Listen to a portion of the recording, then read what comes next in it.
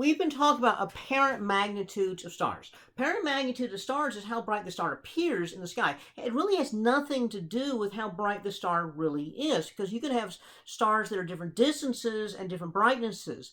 Early astronomers used to think all stars were like the sun, and so the dimmer ones were farther away. But that's not necessarily the case, because the stars themselves actually have different wattages. And so we want to include that effect. Imagine we have someone looking out here and they see two light bulbs and they're equal distance away. One light bulb is a higher wattage light bulb than the other, so it looks brighter. So this one looks brighter than that one. On the other hand, what if these light bulbs are different distances away? Now the bright one might look the same brightness as the dim one, or it might even look dimmer than the dim one if it's far enough away. And so now we're going to have a different sort of thing. They're going to look different brightnesses, different magnitudes, or it could be that they're the same brightness, and in fact the closer one does look brighter. But there's a lot of other things that come in here. So this is where we need to define something that we call the absolute magnitude. That's going to be a reference number that tells us precisely how bright a star really is, intrinsically. Intrinsic meaning in and of itself, not how bright it looks, but how bright it really is. So the absolute magnitude, we need a reference. So what we do is we imagine if we put a star 10 parsecs away, how bright would it look? So the absolute magnitude is the magnitude the star would be at a distance of 10 parsecs. So there's an equation for that. The absolute magnitude, and we use the capital M to be absolute magnitude, and that's going to be the apparent magnitude of the star plus 5 minus 5 times the log of the distance. And so this would be the absolute magnitude of the star. Now, that other equation there, hang on, I'm going to get back to that in a little bit. Okay, but the absolute magnitude of a star. Okay, so let's look at our chart again here. And if we look at our chart, let's consider these two stars right here, Beta Aurigui and Epsilon Canis Majoris. They are almost the same brightness. This star is a little bit dimmer than that star, okay, but they're way different distances. Beta Aurigui, which is just a tiny bit dimmer, this is a much smaller parallax, so that means it's closer. Remember that distance is 1 divided by parallax. And so that means it's a much closer star, but it's only a tiny bit, it's actually a tiny bit dimmer than the other star. So what we want to know is, what's the actual difference in these stars? Okay. So we've got Beta Aurigui, okay, and Epsilon Canis Majoris. Okay, so Beta Aurigui had a parallax of 0.40, okay, and it had an apparent magnitude of 1.90. Epsilon Canis Majoris had a parallax of 0.008 and an apparent magnitude of 1.5. Now, if I ask which one's brighter, this one's brighter. If I ask how many times brighter, remember times brighter, that would be, the brightness of one divided by the brightness of the other. That's 2.512 raised the difference in magnitudes. That's 2.512 raised to the 0.4 power, because there's a difference of 0.4. Now, I didn't ask you to divide the magnitudes because we don't know what those brightnesses are. The math of finding that is way beyond the level of this class. But we can do 2.512 raised to the 0.4 power. And so we find that there's a difference of about 1.45 times difference in apparent brightness. So that means that this star, Epsilon Canis Majoris, looks like it's just under 1.5 times brighter than the other star. Now that's what it looks like. What about absolute magnitudes? So what is the absolute magnitudes of these stars right here? So now let's look at to find absolute magnitudes. We know that M equals parent magnitude plus 5 minus 5 times the log of the distance. So what we have to do is find the distance. Well, distance is 1 over parallax. So distance is going to be 1 over 0.4. So the distance of Beta Aurigui, so that's going to be 1 over 0.4. So that's going to be equal to 2.5 parsecs. Okay. So for the other star over here, the distance is 1 over 0.008. And so all we got to do is plug that in. That's 125 parsecs. So vastly farther away. So absolute magnitude. If I want to find the absolute magnitude of these stars, then the absolute magnitude of Beta Aurigui up here is going to be equal to 1.9. So for Beta Aurigui, absolute magnitude is apparent magnitude plus 5 minus 5 log d. So this is my Beta Aurigui star.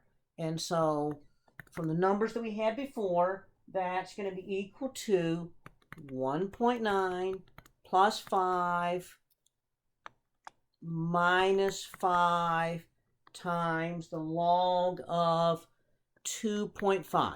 So this has to be in parsecs. Well, how do you find the log of 2.5? Well, guess what? There's a button on the calculator that does that. Okay, so just log of 2.5 is 0.398. So absolute magnitude is 1.9 plus 5 minus 5 times 0.398. Okay. Now, you have to be careful how you enter this in the calculator so that you don't accidentally take the log of 5 instead of the log of 2.5, because some calculators take log of what comes after the log button, and some calculators take the log of what's already on the screen when you hit the log button. So you got to look and see how does your calculator do it, because every calculator is different. So look at the instructions for your calculator. So, but if you do this correctly, then the absolute magnitude of that star, okay, the absolute magnitude of the star is going to be equal to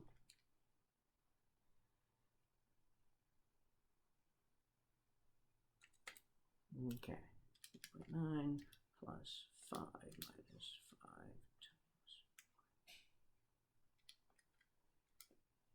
times 4.91. So the absolute magnitude of Beta Aurigui is going to be 4.91. Okay, now let's find the absolute magnitude of the other star.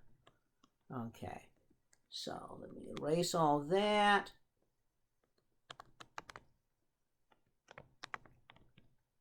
Now, if you don't get 4.91 when you did that, go back and figure out what you need to do. Okay, figure out how to use your calculator. So that's the absolute magnitude of that star.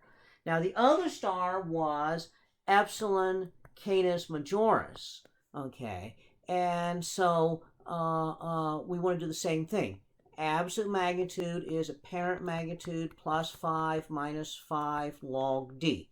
So that's going to be equal to parent magnitude 1.5 plus 5 minus 5 times the log of 125.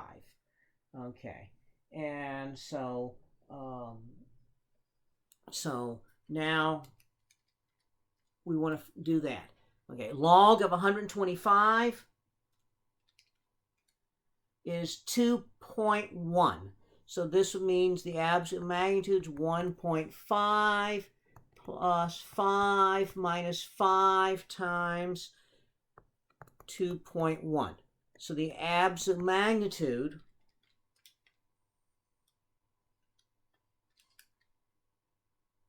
is -4.